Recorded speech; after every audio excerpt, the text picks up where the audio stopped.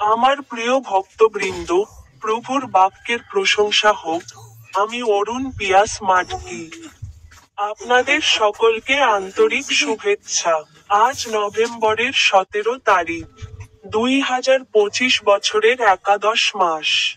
ঝাড়খণ্ড রাজ্যের পালামু জেলায় কম বৃষ্টিপাতের কারণে আজ যানবাহন চলাচলের প্রথম দিন।